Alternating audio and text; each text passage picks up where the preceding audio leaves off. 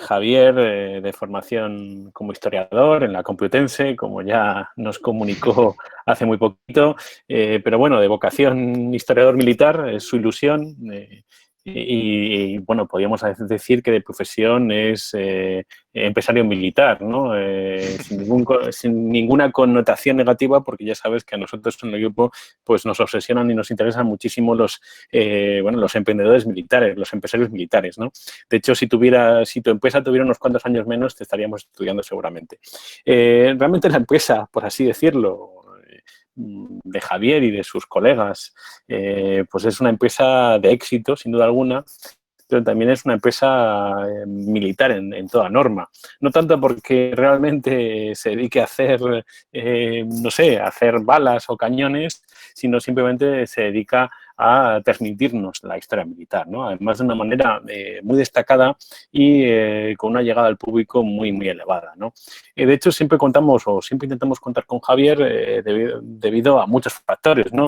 Por un lado, porque, bueno, yo creo que Despertaferro Ediciones pues, está llegando a un nicho de personas que se interesan muchísimo por la historia militar, pero también porque a veces esas realidades que nos muestra Javier pues nos ayudan un poco a entender mejor qué es lo que el gran público pide, porque en muchos casos los historiadores pues estamos centrados en nuestro interés propio y a veces pues no nos damos cuenta de que a veces lo que nos obsesiona no tiene tanto interés para el gran público como nos gustaría, ¿no?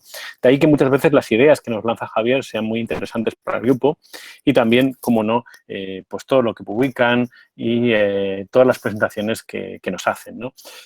Aquí bueno, realmente nos vas a hablar un poco, te sugerimos que hablas de frontera y nos vas a hablar de cómo tratáis la frontera en la revista. Te doy la palabra. Muchísimas gracias, Javier, por Muchísimas gracias, contar. Antonio. Y bueno, muchísimas gracias en primer lugar a todos los organizadores que os habéis desvelado en las circunstancias en las que vivimos, sacar adelante este congreso. Como decía el primer día, un poco en petit comité, hablando con Lola, lo importante era hacerlo. Es evidente que en persona siempre es mucho más interesante y mucho más divertido también, ese contacto humano que podemos tener entre todos, pero bueno, lo importante es mantener la llama encendida, ir haciendo cosas, sea como sea, está claro que hay que adaptarse. Muchos de esos cambios han venido para quedarse, está claro, también lo hablamos en Petit Comité. Y bueno, felicidades por este congreso tan importante y en estas circunstancias. También quería dar las gracias a dos compañeros míos, a Alex Claramunt, director de la revista Historia Moderna, Despertaferro Historia Moderna, que está escuchándonos, y también a Carlos de la Rocha, uno de los fundadores de Despertaferro, junto conmigo y con Alberto Pérez, y el responsable de la cartografía de nuestras revistas, porque es en las revistas en las que voy a centrar mi ponencia. Tanto Alex como Carlos me han ayudado mucho para formar esta ponencia y conformar el PowerPoint que os voy a enseñar. También, bueno, es el cuarto año que me invitáis a estos congresos de Radio Imperial. El primero fue la Casa de Velázquez de Madrid, luego dos seguidos en Segovia, ahora este cuarto. 4 años que han sido sumamente fructíferos y de los cuales han salido o van a salir 3 libros que tenemos firmados o ya publicados con miembros de Red Imperial, ¿no? Del Contractor State Group. El primero que ya hemos publicado ha sido este año con Davide Maffi, que bueno, se mencionaba anteriormente en una de las ponencias de esta mañana. Y bueno, próximamente van a aparecer otros 2 libros, una cosita que tengo ahí a medias con Rafa y un libro de conjunto además en el que participáis muchos de los que aquí estáis presentes. Así que bueno, también el trabajo que se hace en estos congresos pues tiene su fruto también en publicaciones en el ámbito de la divulgación. Y bueno, entrando en materia, este congreso se titula Renovar y difundir la historia militar. Pues bien, difundir es nuestro middle name, que dicen los anglos. Comentabas, Antonio, la trayectoria que tenemos en Despertaferro, que si podía ser motivo de estudio. Bueno, pues este año nosotros cumplimos 10 años. A diferencia del español, hemos decidido no celebrarlo, lo dejamos para mejor ocasión. Y en estos 10 años, la verdad que hemos hecho un poco escuela en lo que tiene que ver con la divulgación o la difusión de la historia, no solo de la historia militar, de la historia en general, a partir de varios ejes. Estos ejes ya los hemos presentado en otras ocasiones, ya hemos hablado de ello. Estos números monográficos en los que podemos profundizar sumamente en todos los temas que tratamos. Estos artículos a cargo de académicos, especialistas de todo el mundo, la cartografía histórica, que va a ser el protagonista de esta ponencia, y por supuesto la ilustración histórica. Esta ilustración que también ha sido, pues bueno, marca de la casa de nuestras publicaciones. El concepto de frontera, sin duda, es intrínseco a Despertaferro, es intrínseco a la historia militar, es intrínseco al estudio de la historia. Y es tan intrínseco a Despertaferro que os comparto con vosotros una anécdota. En la génesis de Despertaferro dudábamos de qué nombre ponerle a nuestra editorial, dudábamos de qué nombre poner a nuestro proyecto. Y uno de los nombres que barajamos fue Limes, que es frontera en latín. Hasta tal punto está unido a nosotros mismos, ¿no? Y ya centrándonos un poco en el tema de la cartografía, em, es evidente que la cartografía es esencial en el contexto más estrictamente relacionado con la guerra, más estrictamente relacionado, ya no hablo con la historia militar, sino históricamente con la guerra. Es evidente que las expediciones españolas de descubrimientos, los viajes de Cook, las expediciones ya en el siglo XIX de Asia Central, tanto rusas como británicas, en el contexto del Gran Juego, todas ellas tenían un interés geográfico, pero albergaban obviamente un interés militar, un interés de conquista, un interés de control del territorio, un interés de amenazar al rival. En definitiva, un interés militar esencial, para lo cual la cartografía es importantísimo. También un poco a modo de anécdota, en una época tan tardía como mediados del siglo XIX, en la guerra de secesión de Estados Unidos, una de las primeras iniciativas que se toman una vez que estalla la guerra es la elaboración de mapas modernos del territorio, porque no existían, apenas existían mapas modernos del territorio. Estamos hablando de la altura de 1860 y todavía en muchas campañas tenían que tirar de guías locales, como si fuera el célebre pastor de las Navas de Tolosa, para que les enseñaran o guiaran los ejércitos, porque carecían de este conocimiento. Hasta tal punto, la cartografía histórica o la cartografía en este caso relacionada con la guerra, es esencial que se pusieron las pilas y elaboraron una barbaridad de mapas que hasta el momento no existían y por tanto estaban ciegos. Llevándolo al ámbito de la divulgación de la historia, y en concreto de la historia militar, ¿qué os voy a decir de la importancia de la cartografía? En un congreso como este, dedicado a la frontera, pues bueno, es algo que quizá debería haber tenido un tratamiento específico. Pero bueno, es evidente que la cartografía es esencial para entender la historia, es esencial para comprender la historia militar y, por supuesto, es esencial para su difusión. En este aspecto, en el ámbito de la difusión de la historia a través de la cartografía histórica, el ejemplo de la monarquía hispánica es un ejemplo perfecto para nosotros. Es un ejemplo perfecto porque reúne quizá la mayor parte o buena parte de las dificultades y de las casuísticas que nos podemos encontrar a la hora de desarrollar cartografía histórica.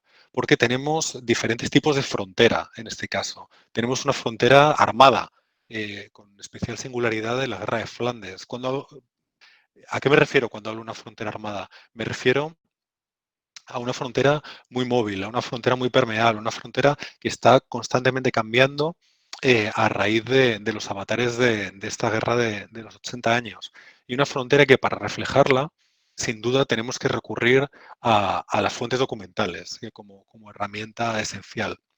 Por otro lado, tenemos también fronteras políticas, que son las fronteras más o menos permanentemente establecidas en el terreno político europeo, unas fronteras que sí que podemos reproducir en mayor o menor medida a partir de los mapas de la época.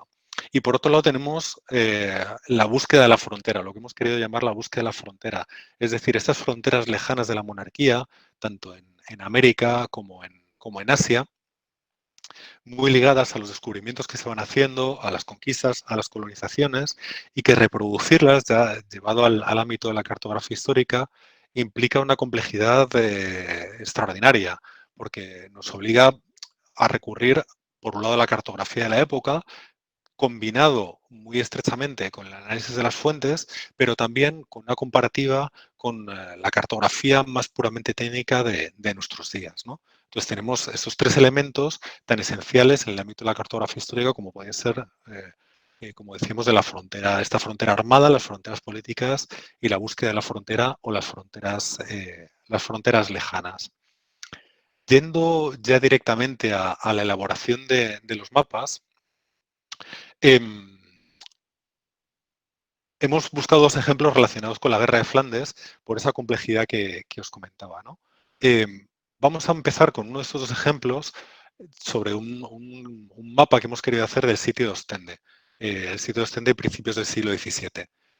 Aquí nos encontramos, queremos reproducir este mapa y nos encontramos con la dificultad primera que comentaba en un primer momento.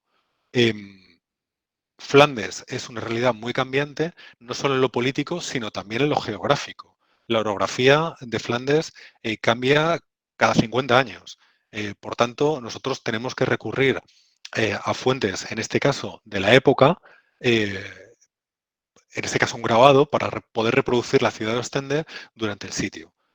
No solo cambia la orografía, no solo cambia la geografía de Flandes, también evidentemente cambia el poblamiento. ¿Cómo era la ciudad de Ostende en este caso? Pues solo podemos saberlo recurriendo a estos grabados y a estas fuentes de época, ¿no? A partir del documento que queremos utilizar en este caso como base, recurrimos a una herramienta que es InDesign para hacer el dibujo más técnico, la representación, delinear lo que sería la ciudad de Ostende a partir de este grabado. Con InDesign efectuamos con Illustrator representamos esta primera capa de trabajo más técnica, más de delineación. Pasamos a una segunda fase que hacemos con Photoshop, lo que ponemos ahí con el 3, que nos permite, Photoshop es un programa que tiene muchas herramientas que nos permiten representar la parte más artística, la parte de los colores, la parte de las texturas, con mucha más soltura que el primer programa, que Illustrator, que es más técnico, ¿no? Y luego en una cuarta fase volcamos los contenidos. Estos contenidos que los volcamos utilizando una herramienta que se llama, en este caso, InDesign, que InDesign es una herramienta de maquetación, que por tanto permite los tratamientos de textos muchísimo mejor que las herramientas anteriores. Por tanto, partiendo del grabado original, primero lo dibujamos con Illustrator, luego pasamos a Photoshop y finalmente terminamos el trabajo de los textos y contenidos con InDesign. Y aquí tenéis el ejemplo del mapa acabado, como se publicaría en nuestra revista, con todas las diferentes capas de trabajo técnico que ha tenido. Estamos hablando siempre de trabajo técnico. Luego estaría aparte el trabajo de la argumentación del mapa. Hablaremos un poquito más adelante de ello.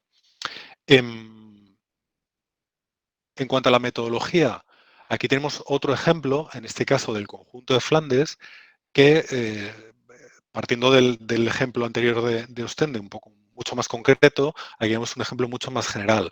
Lo primero, la primera problemática que os comentaba, la orografía tan cambiante de Flandes, que cambia desde la línea de costa, el cauce de los ríos, los canales, zonas de pantanos, arenales de la costa, lo que queráis. Esto cambia, como decía, casi cada 50 años. Por tanto, obliga a hacer una cartografía muy técnica para reproducir, por ejemplo, las líneas de costa del periodo más cercano a la época que queremos representar en el mapa. A partir de ahí, de este punto 1, una vez que ya hemos hecho o estamos trabajando la base física, digamos, el entorno geográfico, saltamos a lo que sería el poblamiento.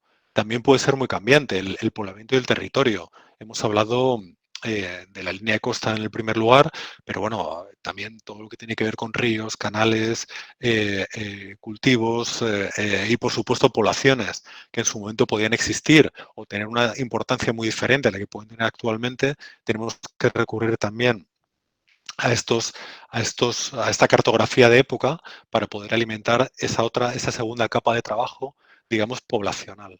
A partir de ahí saltaríamos a una capa de trabajo política, una tercera capa política, que hemos titulado Buscando la frontera.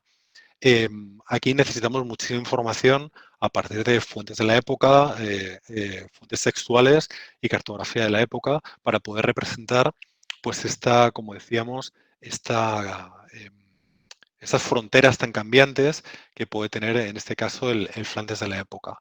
Y aquí tendríamos, por último, todas estas capas física o geográfica, poblacional y política. A partir de esas tres capas desarrollamos lo que sería la base en la cual vamos a volcar el contenido en nuestros mapas. Y ese sería el resultado final en este último mapa de Flandes. Un contenido que evidentemente tenemos que sacar a partir, o fundamentalmente a partir de la interpretación de las fuentes de la época. Un contenido que no es simplemente volcar datos, sino la elaboración de una argumentación.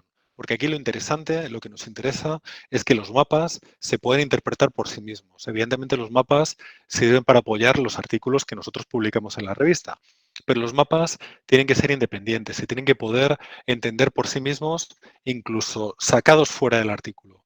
De hecho, bueno, es una de las razones por la cual muchos profesores universitarios, algunos que seguro que están aquí presentes, fusilan nuestros mapas para utilizarlos en sus clases, y de lo cual nos sentimos muy honrados, por otro lado. Y a partir de aquí, lo que me gustaría es hacer un pequeño repaso de las diferentes utilizaciones o las diferentes apariciones que ha tenido la frontera y los diferentes tratamientos que le hemos dado a la frontera a lo largo de muchos de nuestros números, ¿no? En cada diapositiva vais a ver arriba el título de la revista en la que ha aparecido y el título del artículo concreto, ¿no? Y para que veáis un poco los diferentes tratamientos muy relacionado con lo que hablábamos anteriormente. En las revistas que más hemos tratado el aspecto o el tema de la frontera son varias.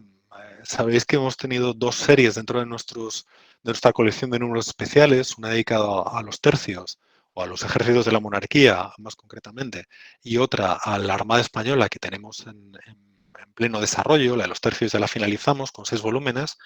La de la Armada llevamos 3 publicados y vamos a publicar muchos más. En esos volúmenes tratamos aspectos muy estructurales de lo que sería la frontera y la defensa de la misma. Aunque luego también en los números de la serie regular veréis que también hemos hecho diferentes tratamientos a ese mundo de la frontera de la monarquía. Bueno, en este caso vemos aquí algún ejemplo de este bloque que queremos hablar de la estrategia de la frontera, en el caso de la monarquía. Pues bueno, este mapa que ilustraba el artículo de Rubén González Cuerva de la gran estrategia de la monarquía en el siglo XVII, algo parecido, una continuación de ese mapa en otro de nuestros especiales que dedicamos a la época de Carlos II, también ilustrando un artículo del compañero David Maffei. Algo parecido también en el ámbito del norte de África, en especial específico que hicimos de este teatro de operaciones tan importante en el ámbito mediterráneo. Aquí pues aparecen los diferentes poderes que funcionan en este ámbito. En este caso, la estrategia mediterránea de los Austrias, en ese artículo de Miguel Ángel de Bunes, estamos hablando fundamentalmente del ámbito naval.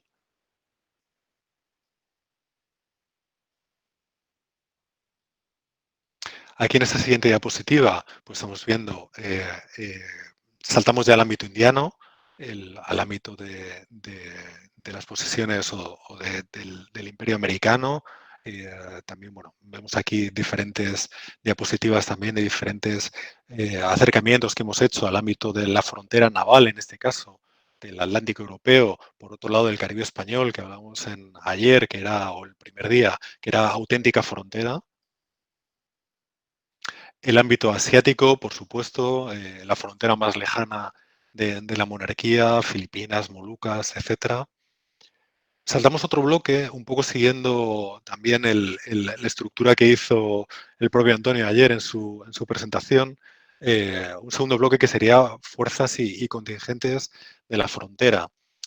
Aquí, bueno, tampoco me voy a parar mucho en esto porque me interesa casi más que haya debate a continuación y que podáis hacernos las preguntas que queráis, tanto en el ámbito técnico como en el ámbito de desarrollo de mapas, que tanto mi compañero, tanto yo como mis compañeros Carlos o Alex estarán encantados de contestar.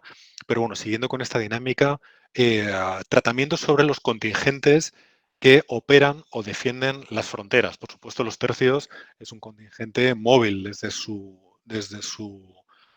creación, un contingente de intervención. Por supuesto, su papel en la frontera o en las fronteras de la monarquía es esencial. Aquí sacamos o publicamos un artículo de René Catrefagh de los tercios del siglo XVI. Solo pongo algunos ejemplos, ¿vale? Porque si no sería interminable.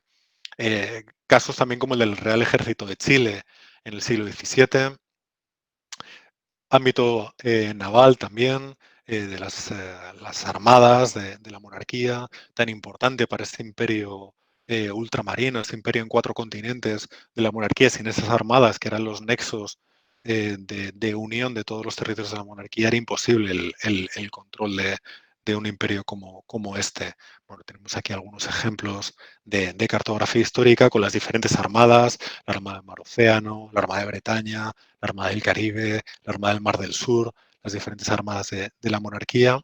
También milicias. Al principio justo puse la diapositiva de los tercios como ejemplo máximo de las fuerzas permanentes. Aquí tenemos algunos ejemplos también de milicias, como el caso bueno, este artículo que hicimos de las milicias en América. Y bueno, esto me recordó mucho esta ilustración de la ponencia que escuchamos el primer día sobre estas milicias guaraníes, ¿no? En las revoluciones jesuíticas del Paraguay. Pues esto es exactamente de lo que nos hablaban el otro día. Y también para el amigo Ost, los soldados filipinos, todas estas milicias de filipinos que integraban en buena medida las fuerzas españolas en el archipiélago, que, como sabemos, los efectivos españoles, ibéricos o nubispanos eran muy reducidos y en casi todas las operaciones lo que había era bueno, el componente nativo era esencial. En esta pequeña tabla, no sé si lo veis, pero bueno, aquí veis las comparativas en diferentes expediciones que se llevan a cabo en Filipinas o desde las Filipinas de españoles y nativos. Y bueno, siempre la proporción es absolutamente abrumadora por parte de estos contingentes de nativos. Consolidación de la frontera. Aquí hablamos sobre todo de fortificaciones, tan esenciales también para el control del territorio. Bueno, los ejemplos son innumerables. Aquí en vez de mapas he preferido utilizar algunas de las ilustraciones o algunas de las recreaciones que hemos hecho a lo largo de muchos de nuestros números, con algunos ejemplos, como en este caso del norte de África, en este caso Mazalquivir, sistema defensivo americano en el Caribe, alguna ilustración más, algún ejemplo más, en este caso del Fuerte del Morro, el Castillo del Morro, guarniciones africanas.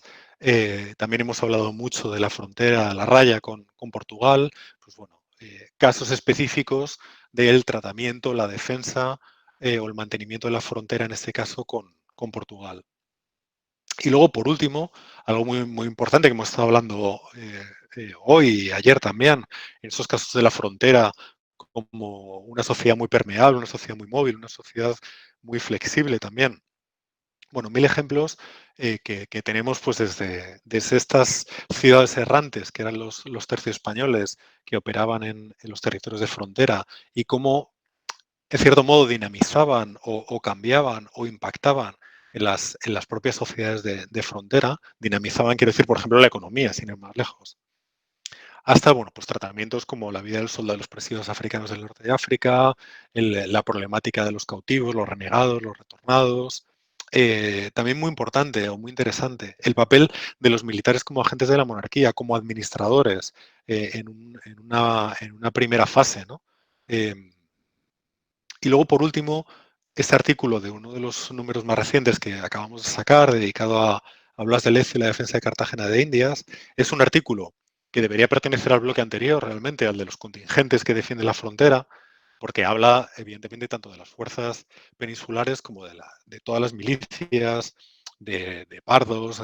Ya conocemos bastante todas estas milicias provinciales bueno, que conforman el organigrama defensivo de la monarquía en América, pero bueno, que también articulan sin duda la sociedad frontera. Y en este caso, esta ilustración, queremos representar un poco esto, ¿no? Este ambiente que podía haber en la Cartagena de Indias del siglo XVIII, una plaza, pues bueno, con presencia militar, pero bueno, también podemos ver diferentes realidades de la sociedad de la época de esta frontera que era el Caribe. Y bueno, también recreaciones de ciudades importantísimas españolas, como puede ser el caso de Manila, por ejemplo, que quisimos hacer esta vista aérea tan espectacular de lo que sería la Manila de la segunda mitad del siglo XVII también. Y luego, bueno, para finalizar, hablar de casuísticas particulares, muchas de las cuales han salido en, en este congreso, ¿no? Desde la piratería china en Filipinas, también japonesa, lo hemos tratado en nuestra revista, pues toda la conflictividad en torno a las Molucas, de la conquista de determinadas plazas en las Molucas, con tratamiento tanto de ilustraciones, como hemos visto en la diapositiva anterior, como por supuesto cartográfico, la conflictividad con los asentamientos holandeses fundamentalmente. Bueno, la defensa de las Filipinas precisamente contra los holandeses, los diferentes ataques que sufre en este caso a lo largo del siglo XVII. También muy recientemente trabajamos sobre el Gran Sitio de Malta, un tema quizá que no recibe el tratamiento o la importancia que tuvo en su época tan esencial, que está en plena frontera. En este caso, Malta es frontera de primera línea frente al Imperio Otomano y, por tanto, como plaza tan estratégica en plena frontera, como digo, el esfuerzo que se hace en este caso en su defensa y en el socorro de Malta bueno, es extraordinario. Y luego, bueno, fronteras lejanísimas también, como bueno, la experiencia y la tragedia de esta colonia de Pedro Sarmiento de Gamboa en el Estrecho de Magallanes, que se plantea precisamente para defender esta posición estratégica también, esta frontera lejana, ante el posible paso al Pacífico de enemigos de la monarquía, ¿no? Como había ocurrido en el caso de Drake, de ingleses e incluso holandeses. Piratería, otro tema que hemos tratado también de forma exhaustiva en nuestra revista, en esa frontera del Caribe. Y bueno, ya me termino con este caso particular que comentaba antes de Blas de Lezo, un personaje quizá muy desconocido o relativamente desconocido hasta la época y ahora ya casi conocido hasta la extenuación.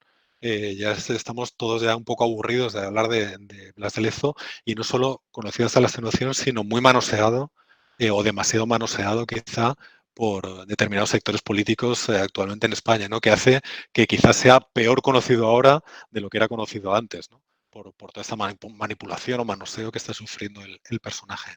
Y bueno, también pues esta defensa de Cartagena que hemos tratado recientemente, pues de un punto de vista exhaustivo a nivel de ilustraciones, a nivel cartográfico. Bueno, hablamos de la vista aérea antes de Manila, pues aquí tenemos otra, por ejemplo, de Cartagena de Indias, que refleja toda la dificultad con que se encontraron los ingleses a la hora de atacar esta plaza tan inexpugnable realmente. Como digo, tratamiento tanto en ilustración como aquí cartográfico. Y sin más, bueno, mi intervención he querido que fuera lo más rápida posible para precisamente dejar turno a preguntas y si os puede interesar en un momento dado, poder hablar también pues bueno, de cómo hemos visto cómo el mundo académico se tiene que enfrentar a la pandemia también a la hora de cómo gestionar las clases utilizando las nuevas tecnologías y demás. Pues bueno, si queréis también podemos hablar de cómo en este caso desde el ámbito privado, desde el ámbito de la empresa privada, una editorial como la nuestra se ha tenido que enfrentar a una situación tan endiabladamente complicada como está la pandemia, que ha llevado pues desde el cierre de librerías en primavera hasta el cambio radical de hábitos de consumo por parte de los lectores y cómo, pues bueno, cómo nos estamos enfrentando a ello y cómo os adelanto estamos saliendo airosos por el momento. Y sin más, nada, muchísimas gracias de nuevo por la invitación a participar en este congreso. Estamos abiertos a vuestras preguntas. Muchísimas gracias, Javier. Enhorabuena por la presentación. La verdad es que, vamos, a mí me ha gustado mucho y sobre todo porque, bueno, pues nos has introducido muchos temas. El último también nos lo tendrás que contar, ¿no? Cómo os estáis adaptando a esta nueva pandemia. Yo creo que es algo pues que todos tenemos interés. Y bueno, también soy culpable porque reconozco que lo que decías de que vuestros mapas son utilizados en las clases, yo los utilizo, ¿eh?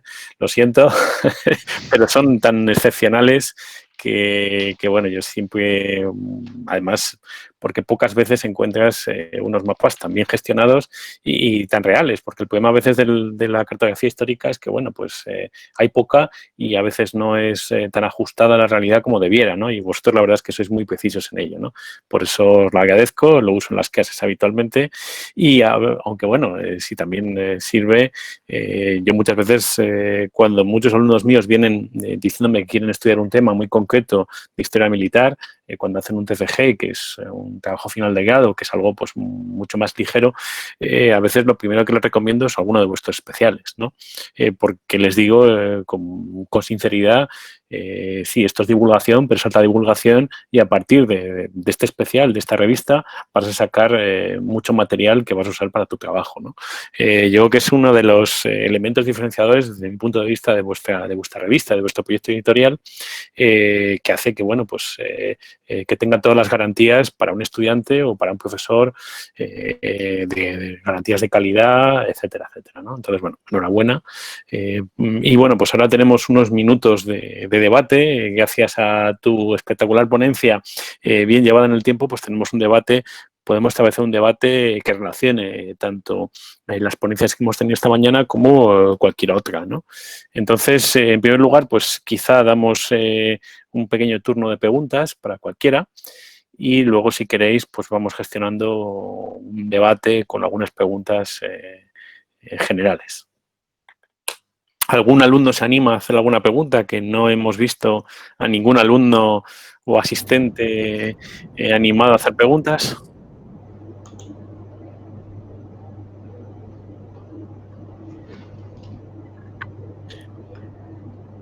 Cristina Hernández Casado, parece que sí. Entonces, si quieres, Cristina, pues abres el micrófono. Hola, buenas tardes. Siento no poder poner la cámara, pero me encuentro en la facultad y toda la luz me da hacia atrás, así que no se me va a ver y además voy con mascarilla, así que lo siento mucho por no poner la cámara. Mi pregunta va a bueno, lo primero, felicidades a todas las ponencias. Bueno, como alumna de doctorado ha sido un placer tanto escucharlas como aprender de ellas, no solo por los temas, sino por también la metodología de estudio de estos grandes profesionales. Y yo tenía una pregunta que, bueno, más que una pregunta, a lo mejor es una curiosidad dirigida a Álvaro Aragón, porque aunque sé que su discurso y su tema se han focalizado en el siglo XVIII, quisiera preguntarle un poquillo en torno al XVII, y es si conoce algunos nombres para estos contrabandistas del siglo XVII, sus agentes, en ambos lados de la frontera, tanto la española como la francesa. Muchísimas gracias. Perdona, ¿puedes repetir? Es que justo se ha entrecortado. Yo lo he oído. Sí, por supuesto, sin ningún problema. Quisiera preguntarle, aunque sé que su tema es del 18, retrotrayéndonos al 17, si conoce nombres de estos contrabandistas en el siglo XVII o de sus agentes, tanto en ambos lados de la frontera, en la española o en la francesa. Bueno, algunos aparecen en la documentación, pero lo que sí te puedo decir relacionándolo con tu ponencia de ayer es que la mayor parte de los que están contrabandeando, o entre ellos hay muchos judeoconversos o marranos, que luego se asentarán en el barrio de Sant Esprit, en Bayona, cuando los expulsen de España. Sí. O sea, quien está detrás de ese contrabando en muchas ocasiones son los comerciantes guipuzcoanos y vizcaínos y con ellos aliados en muchos casos los portugueses. Vale, perfecto, me es suficiente. Ya, si quieres ya te mandaré algo de bibliografía. Sería genial, algo hay publicado. Por ejemplo, en su día Alberto Angulo, mi compañero, ya publicó sobre la presencia de judeoconversos en los puertos vascos y el conflicto que tienen con los locales. Sí, ciertísimo. Pues muchísimas gracias. Vale. Gracias, Cristina, por la pregunta. ¿Hay alguna pregunta más? Sí, yo quería darle las gracias a Álvaro por la respuesta que me ha dado por el chat.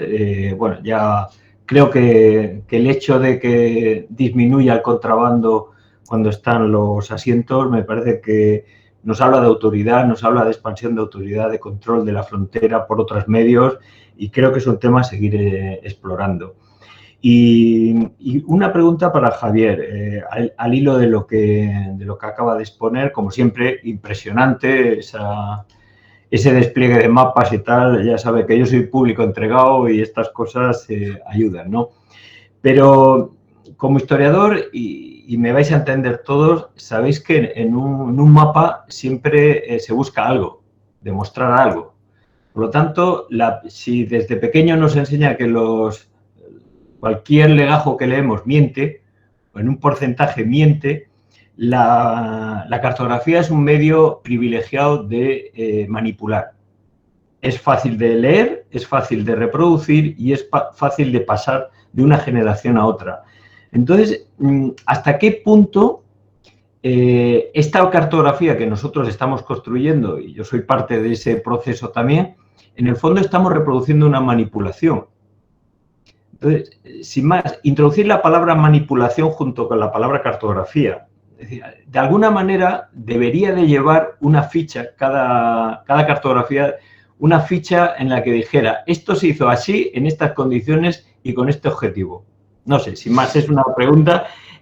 Por supuesto, no es tarea vuestra, ¿no? Pero bueno, como tú sacas el tema de la cartografía, pero que desde luego he visto casos y todos hemos visto casos en los que la manipulación es evidente. Sí, entonces, aquí bueno, sí. Sin más, gracias. Me interesaba mucho, Rafa, muchas gracias por tu pregunta, que se unieran mis compañeros Carlos y Alex. Carlos nunca participa en congresos, tenerle aquí es sumamente excepcional. Quizá ellos puedan darte respuesta. En cuanto a la metodología de trabajo. He hablado más de la parte técnica, no tanto de la parte de la elaboración del contenido de los mapas, ¿no? La parte de la argumentación que queremos volcar los mapas, cuáles son las líneas argumentales que queremos representar en cada mapa y de dónde sacamos la información. Porque es una información muy contrastada que se saca de diferentes fuentes, precisamente un poco para evitar lo que tú comentas, ¿no? Carlos, en un principio, era quien hacía todo el trabajo, tanto la parte técnica como la parte de contenidos. Actualmente, dependiendo de la cabecera, hay veces que hace el trabajo integral, hay veces que colabora con nuestros directores también para esa parte de elaboración de contenidos. Tenemos aquí, por ejemplo, el caso de Alex Claramunt, que es el director de Historia Moderna.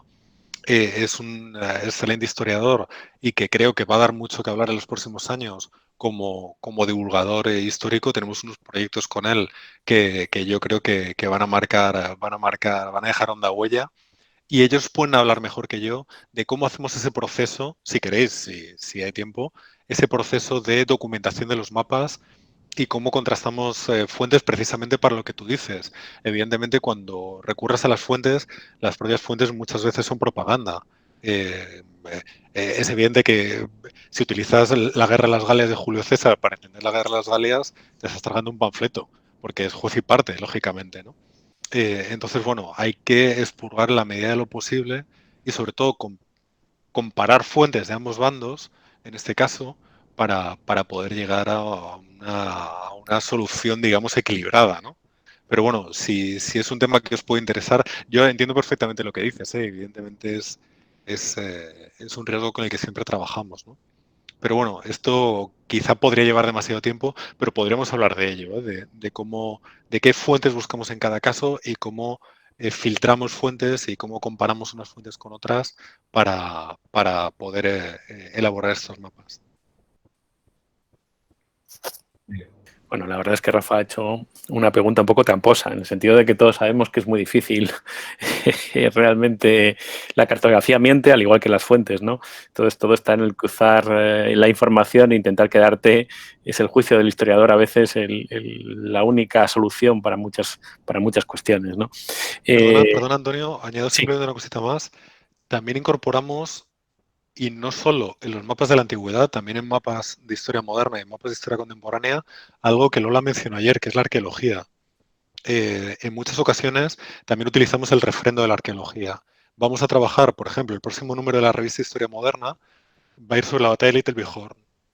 Una batalla, un campo de batalla muy trabajado por la arqueología del conflicto y que nos permite, como ninguna otra fuente en este caso, porque sobre la batalla de Little Bighorn mienten todos. Pero la arqueología y el relato de murieron con las botas puestas que todos conocemos es falso. Y fue más bien un sálvese quien pueda, como bien sabemos ahora, gracias a la arqueología. A dónde se encontraron las cartucheras, dónde tiraron los cartuchos, porque cuando corres los cartuchos del fusil pesan mucho. Dónde fueron tirando los cartuchos según iban corriendo para agilizar el paso, los soldados del séptimo de caballería. Todo eso lo sabemos gracias a la arqueología. Y también es una herramienta, más allá de las fuentes, que utilizamos en muchos casos, para la configuración de nuestros mapas. Muchísimas gracias. ¿Hay alguna cuestión más o empezamos un poco con el tema del debate? Parece que no. Bueno, voy a aprovechar para hacer una pequeña pregunta, ¿de acuerdo? Si me permiten, esto de ser el moderador es lo malo que tiene, que puedo martirizaros. Javier, lo siento, no puedo resistirme a la pregunta. Me gustaría que nos contaras cómo os estáis adaptando a esta nueva normalidad de la digitalización. Ya sabes que para los profesores está siendo muy traumática, en cierta manera, esta medida, incluso para los de la UNED, si te soy sincero, y eso que somos bastante más digitales que otros, pero bueno, es horroroso, sobre todo cuando tienes tantos alumnos. Pero sí que me gustaría que nos contaras, porque bueno, puede ser para los profesionales, también puede ser algo ilustrativo de lo que puede venir, cómo os estáis adaptando a esta nueva realidad, qué es lo que veis que ha cambiado, etcétera. Lo cierto es que nosotros teníamos parte del trabajo ya hecho, ¿vale? La principal dificultad o el principal cambio, piensa que esta situación evidentemente nos ha pillado con el pie cambiado a todos, porque lo que ha cambiado fundamentalmente es cómo el consumidor adquiere el producto. Si ya las tiendas o las librerías en este caso estaban sufriendo mucho y estaban perdiendo mucha cuota de mercado versus el comercio electrónico, versus Amazon fundamentalmente, pero bueno, todo lo que tiene que ver con el comercio electrónico en general, por mucho que Amazon sea el principal protagonista, esa era una dinámica que ya venía experimentándose y acelerando mucho en años atrás. De hecho, desde noviembre del año pasado, Black Friday, se produjo un colapso en correos, mensajerías, etcétera, que no se solventó hasta enero de 2020. Quiero decir, fue prácticamente un colapso permanente desde Black Friday hasta después de Reyes. Lo que quiere decir que incluso las logísticas, las empresas logísticas, no están todavía adaptadas a la realidad que estamos viviendo. La realidad va por delante, ¿no?, de la adaptación de esas empresas. Claro, la pandemia ha supuesto una aceleración definitiva de todo esto, principalmente porque las librerías cerraron durante un tiempo y cuando han reabierto cuesta mucho acercarse a esas librerías y sobre todo las librerías independientes todavía lo están llevando un poquito mejor que las grandes superficies, pero quien se acerca a un Corte Inglés o a un FNAC o a una casa del libro cuesta todavía mucho más, y aún más si está en el centro de las ciudades, que realmente se están abandonando en estos momentos. Me cuenta gente de FNAC o de Casa del Libro que sus tiendas de Callao o de Gran Vía están pasándolo francamente mal, mientras que igual otras periféricas están sobreviviendo un poco mejor, ¿no? Lo que se está produciendo es un cambio de hábitos de consumo tremendo. Nosotros teníamos una estructura ya de venta directa desde nuestra propia página web, soportada por mucho personal. Nosotros en Despertaferro somos actualmente 16 personas en la editorial. Esto es muchísimo más que cualquier editorial, que igual son 2, 3, 4 personas como mucho, pero que no tiene una estructura administrativa, digamos, o de venta directa incorporada en la editorial, sino que lo tienen todo externalizado a partir de distribuidoras o a partir de lo que sea, ¿no? Nosotros tenemos una estructura propia y eso nos ha servido para ser independientes durante la pandemia. El poder seguir sirviendo todos los pedidos que nos pudieran entrar, tanto pues, a librerías que querían o a grandes cuentas, o sobre todo al cliente final. Y esto nos ha permitido mantener ese cordón umbilical abierto de forma permanente, de forma continua, con nuestros lectores. Amén de que hemos seguido trabajando, hemos seguido publicando en todo momento. Nos hemos visto obligados, sí que es cierto, a retrasar el lanzamiento de libros, de algunos de los títulos que teníamos previstos para la primavera. Nos hemos visto obligados a retrasarlo al otoño. Porque, bueno, con las librerías cerradas, evidentemente, no íbamos a hacer el juego exclusivamente a Amazon. Pero la apertura de los kioscos sí que nos ha permitido, con algún muy pequeño retraso, mantener el calendario de publicación de revistas sin tener que moverlo, sin necesidad de cancelar ni un solo número.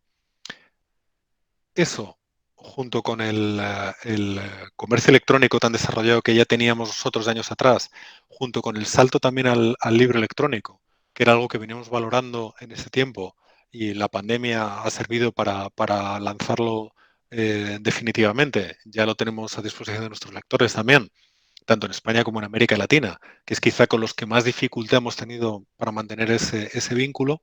Y por último también estrategias que quizá han desarrollado otras editoriales también de publicación de contenidos de forma gratuita. A pesar de todo, era muy difícil poder mantener un contacto directo con nuestros lectores, porque correos durante mucho tiempo dejó de funcionar, los kioscos podían abrir, pero no todos querían abrir, muchos cerraron. Por no hablar, pues lo que te decía, de muchos de los lectores que tenemos en América Latina, que ahí sí que se ha visto interrumpido el tráfico de una manera mucho más radical, ¿no?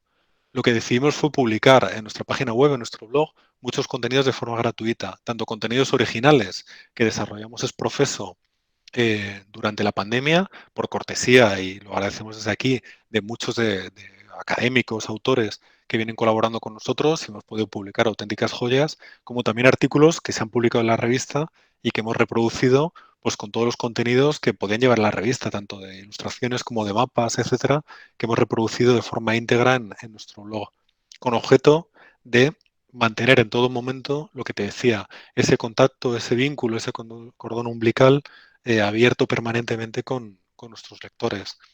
Es una estrategia que, bueno, nos ha permitido llegar a estas alturas de año,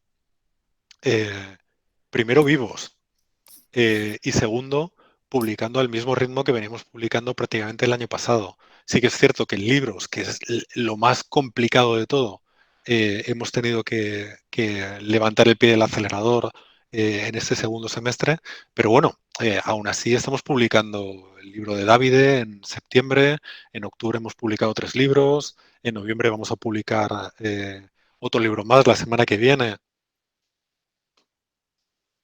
Este tochazo de Peter Wilson, el Sacro Imperio Romano Germánico de 1000 páginas, que estará en librerías la semana que viene. Así que, quiero decir, en cualquier caso, continuamos en la brecha y espero que por mucho tiempo, porque se ha demostrado que los miembros los tenemos.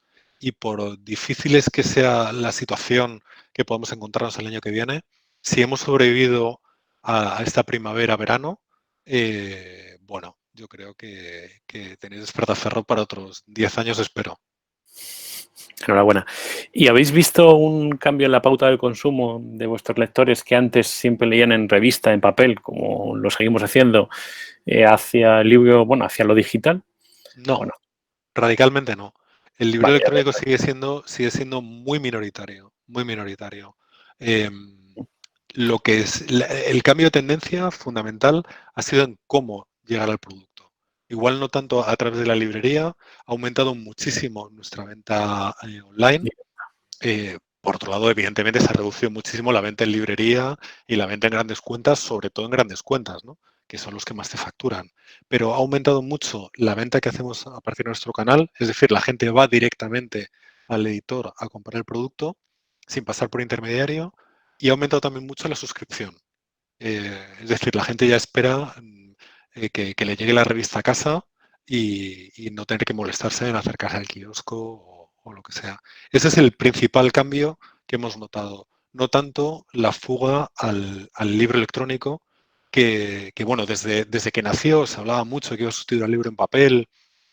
Cuando nació, me parece que en la feria del libro de Múnich del año pasado, de Frankfurt, perdón, del año pasado, justo hacía 10 años que un gurú había dicho que en 10 años acabaría el libro en papel.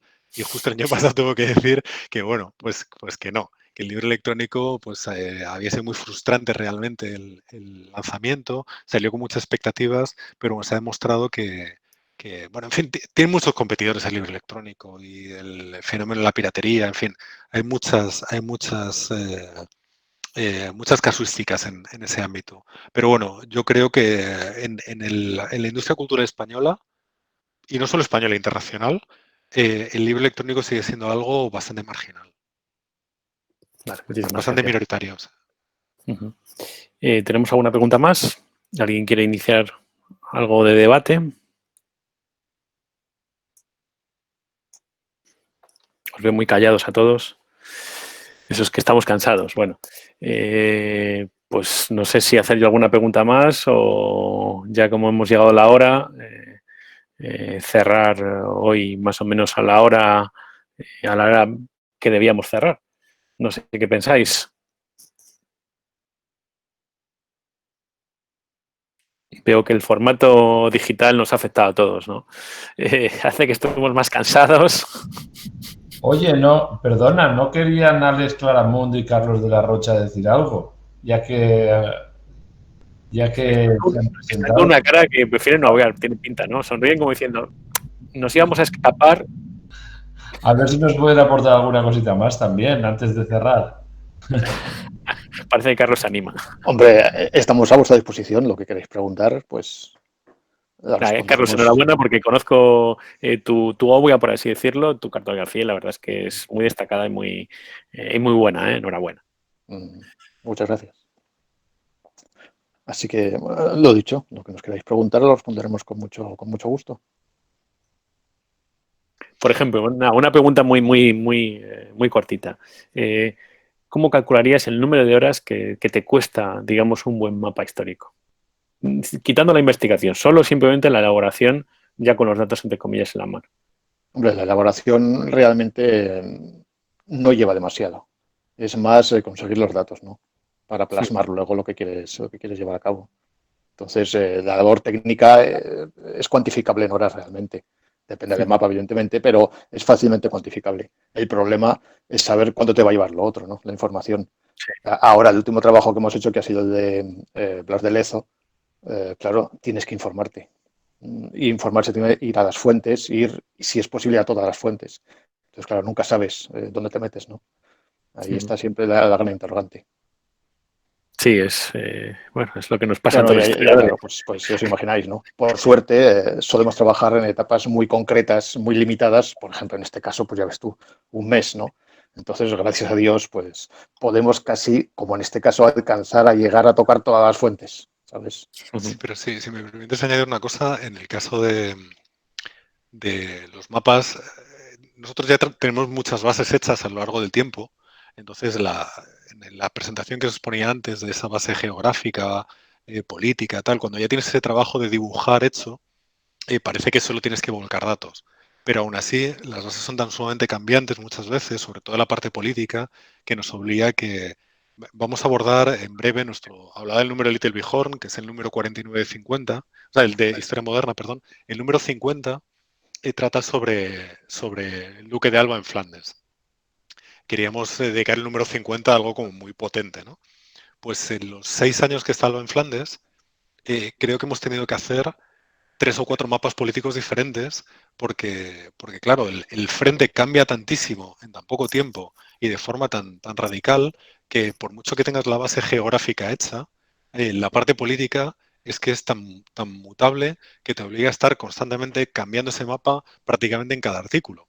Entonces hemos tenido que hacer, me parece o estamos trabajando, creo que como mínimo en 3 o 4 fases, 3 o 4 mapas políticos que representen esta mutabilidad de las fronteras de Flandes en esa época. Y ahí quizás sea Alex Claramunt el que mejor pueda hablar de esto, ¿no? De a qué fuentes hay que recurrir precisamente para poder extraer toda esa información y que no nos mienta esa información, como bien decía Rafa antes. Alex, no tienes el micrófono encendido. Ahora sí, ¿no? Sí, ahora ¿Ahora sí. se me oye? Estupendo. Sí. Pues sí, pues aquí para mí la dificultad es doble. porque por un lado hablamos de 80 años no solamente en términos político-militares, sino también geográficos. Y obviamente la costa de los Países Bajos va evolucionando. Hay ciudades como Reimersburg que desaparecen. Bueno, la isla entera desaparece.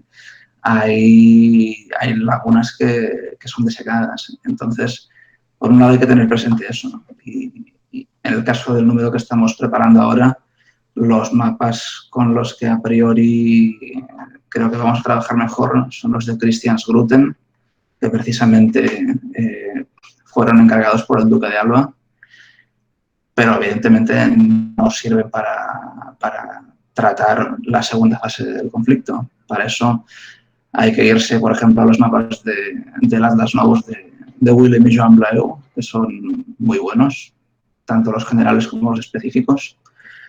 Esto en términos geográficos, pero luego en términos políticos hay muchos claroscuros, porque conocer bien dónde terminaba la jurisdicción del Ducado de Brabante o del Obispado de Lieja es algo francamente complicado. Entonces hay que cotejar muchos mapas, y no solamente mapas, también las propias descripciones de las crónicas son útiles en este sentido. Hay muchos terrenos difusos, hay partes que tenían acuerdos de neutralidad entre ambos bandos por cuestiones familiares de los propios nobles. Entonces son muchas variables las que hay que considerar cuando se aborda un mapa de Flandes. Y un plano añadido que tenemos es el de las fuentes, que aquí no se trabaja solo como, por ejemplo, con Lezo, con español e inglés. Aquí tenemos alemán, tenemos holandés, tenemos evidentemente el español, el francés, flamenco, en fin. Una locura. Es el problema que tiene cuando aplicas el microscopio a la historia, ¿no? Que la realidad a veces sorprende y que es mucho más amplia de lo que uno esperaba en un primer momento, ¿no? Y la verdad es que los que somos historiadores militares pues nos encontramos esa problemática cada vez que acudimos. A veces yo pienso que una de las cosas más difíciles de estudiar en historia es una batalla, básicamente porque las fuentes son muy, muy diversas y quieren establecer su criterio, ¿no? Y bueno, ya simplemente establecer el número de muertos, establecer el número de tropas que combaten una batalla es una verdadero quebradero de cabeza, porque a veces las fuentes son radicalmente opuestas, ¿no? Ya no tanto a veces lo que sucede o quién gana, sino sobre todo los efectivos, ¿no? Los números nunca comparten.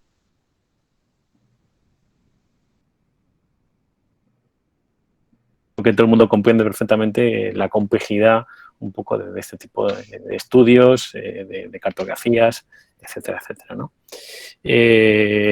¿Tenemos alguna pregunta más? ¿Alguna cuestión? ¿Alguien quiere entrar en algún debate relacionado o estamos ya muy cansados?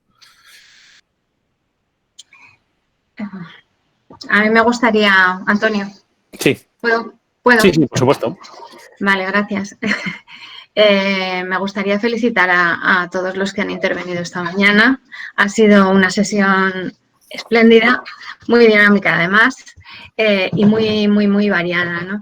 Me ha encantado la constatación a base de estudios del caso de esas fronteras que llamaba Álvaro porosas y que Imanol creo que era quien decía, o al revés, Imanol decía porosas y Álvaro decía que eran fronteras móviles, ¿no? Que es el gran problema del que nos están hablando los compañeros de Despertaferro. La frontera móvil por las causas que fueren, ¿no? Es que las fronteras no se hacen en un determinado momento y permanecen, sino que son algo absolutamente cambiante.